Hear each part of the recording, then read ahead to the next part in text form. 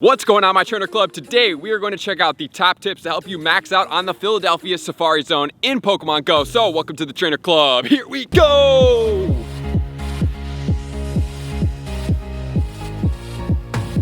Welcome back, everybody. Let me know in the comments below, are you playing in the Philadelphia Safari Zone? Are you excited for it? I am super excited about this one because there are some shiny Pokemon in here that I want so incredibly bad, in specific two of them. I'm sure that if you guys seen the graphic, you do know what we're talking about, but today we are going to get into every single thing we need to know.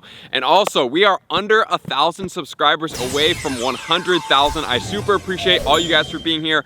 Anybody that comments, like I say in all the ends of my videos, takes their support, subscription, or participation to the next level. Thank you guys so much for being here. I am excited. We definitely have some new merchandise coming out for the 100,000 subscriber mark. So as soon as that hits, you guys are definitely going to see it in the shop. It's going to be discounted, not in quality, because I always do the highest quality. It's going to be a time that you can participate and try my merch out for a very reasonable price. So I'm excited to celebrate with you guys, but now let's get into the Safari Zone. All the details about the Safari Zone. So you need to check out your ticket. You cannot buy a Safari Zone ticket if you don't already have one. This is just for the players that were planning to attend the event already. So for anybody that doesn't have it, this is not going to pertain to you, but you need to check what your ticket time is, and then wherever you are locally, that's when your time is going to activate. So mine, I got the early pass. I have the City Explorer pass. I'm going from 10 a.m. to 6 p.m. The spawns are going to include, the feature is going to include the shiny Voltorb. So Voltorb is going to be the shiny. You will get a Voltorb in your research, guaranteed shiny. Not just a chance, it's a guaranteed shiny in your research. So with that, the 100% IV on the Voltorb is going to be 432 at level 15. So keep that number in mind when you encounter your shiny research Voltorb. I'm excited for you guys.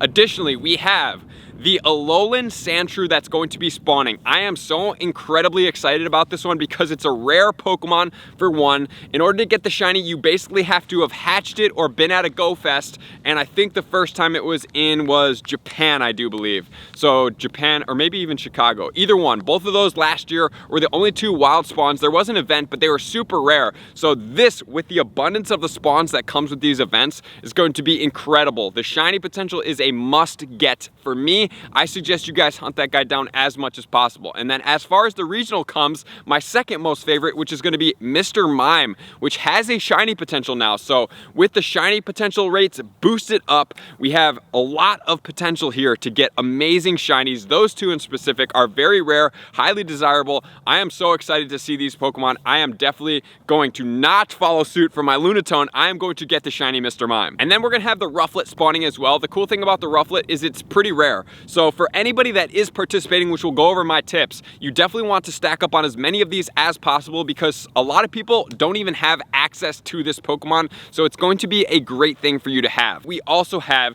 the Unowns. Unowns is going to spell out Philadelphia. So as far as all those letters, there's nothing too incredibly rare right there because they're all pretty common letters. Save them. I mean, you can always trade them to people because Unowns basically don't spawn. They do spawn, but they virtually don't because they're that rare. So anytime you can save some letters for people that are trying to complete their Pokédex, especially of all the unknowns, it's going to be valuable to help other people when you have an abundance of them available to you. And finally, we have the Bronzer spawning. So Bronzer is going to be shiny potential. Love this Pokemon. The one thing you guys also have to realize is they say that we are getting boosted red, white, and blue Pokemon. But then the one other thing, City Explorer Pass people are also going to get the bonuses, which are going to include 4-hour lure modules, I do believe, and then you're going to get half incubator distance. And since the incubators are already in half, you're going to get a quarter incubator distance right now during the entire weekend, starting 6 a.m. on Friday all the way until 10 p.m. on Sunday. And finally, the amazing thing is going to be we have 8-hour incenses. So for the entire duration of this, we are going to have 8 hours on our incenses. So as soon as your time hits,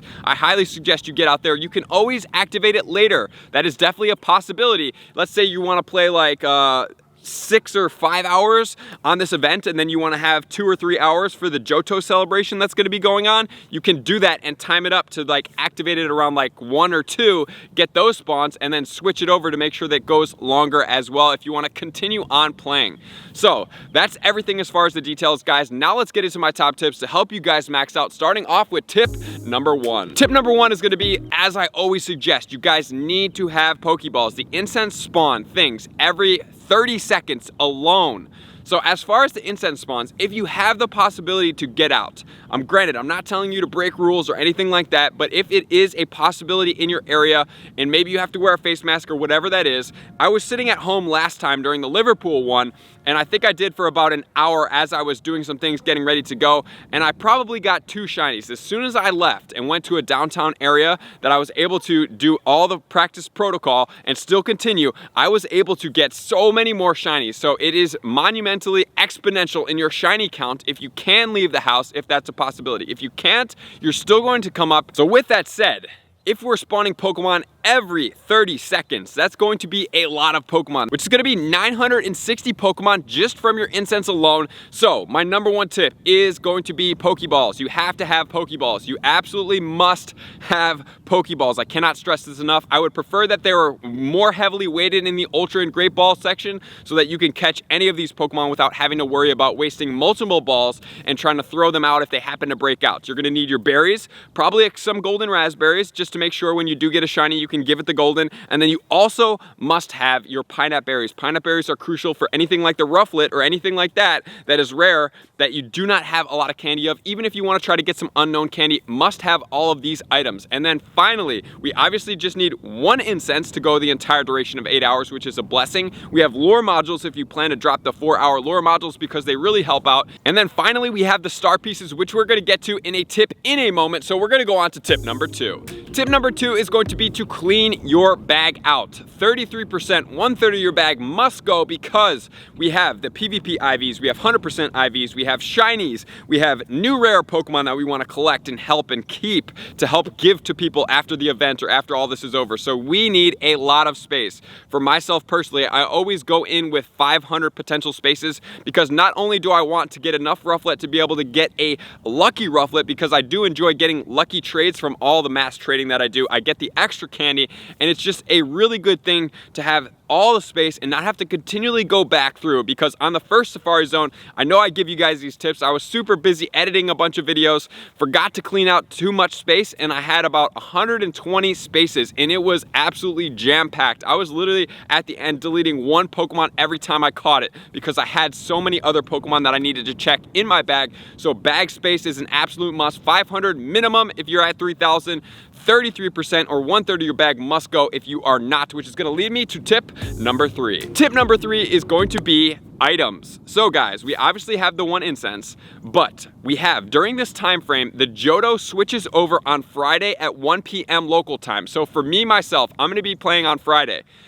In the morning, I'm not going to need star pieces, but as soon as it hits at 1 p.m., we're getting 2 times catch and 2 times raid Stardust. So that is going to really recommend, in my opinion, after 1 p.m. on Friday or Saturday and Sunday players, you guys must use your star pieces. So that for the entire time is going to be 16 star pieces. If you check out in the shop, there's a pack of 8 for 640 coins. You can get 2 of those for 1,280 coins. So that is what you're going to expect to play. And then also I wanted to recommend to you guys that you can use bulk incense activation now, or whatever that is for you. So as all you do is you go and activate 1, you go back into your bag, you scroll down to the items, you put on another one, and it's just going to compound the time. So we don't really have to worry about the timers anymore. I haven't seen any official announcement anywhere about this, but I did notice it yesterday when I was playing. I got a feeling like this was active, so I went and checked, and it is active. So you can go ahead and activate all of those star pieces for the entire time. Me, myself, personally,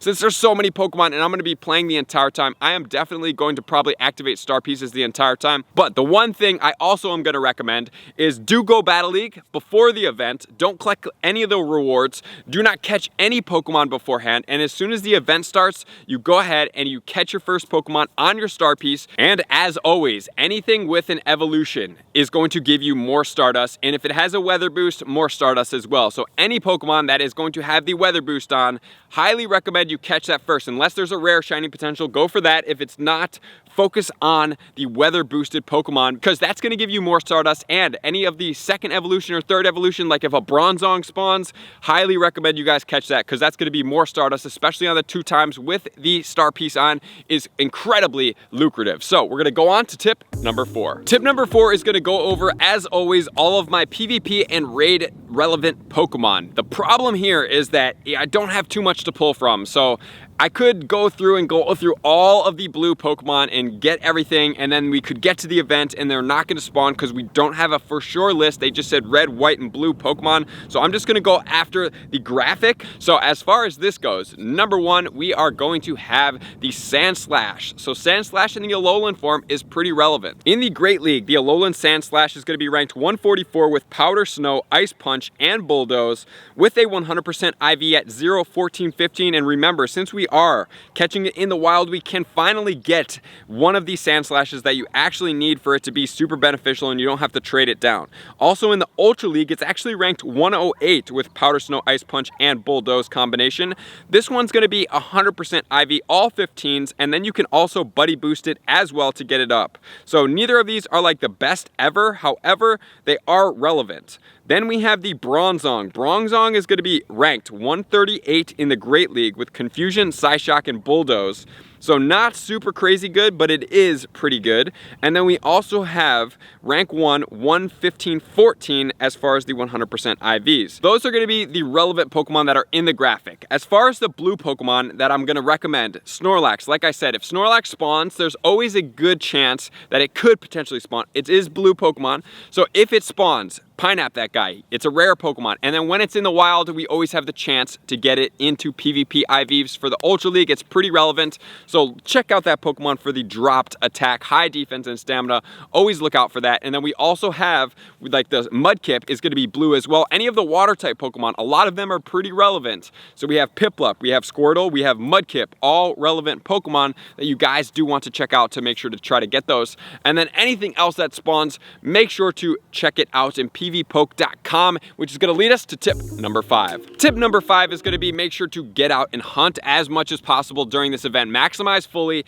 catch as many Pokemon as you can, pine up as many Pokemon can, and importantly, save these Pokemon to trade to people. For 1, to help them out with their Pokédex, and 2, get your luckies if you need to, and 3, get your shinies, and any shiny potential that you may want to lucky trade with anybody, this is going to be great for. So make sure to maximize fully on this event. Do not take it lightly. Activate your star pieces once the Johto goes live. If you do not want to activate beforehand, if you are on Friday, because it goes live 1 p.m. local time, 2 times catch Stardust, highly recommend that you guys maximize fully on that part because it's very lucrative for your gameplay. It helps you out the most. Very hot commodity. So thank you guys for tuning in. All my likers, commenters, subscribers, Patreon members, you already know we're going to do a vlog about this. I'm excited to do it with you guys as well. Probably will be launching on Friday night. I appreciate you guys for being here.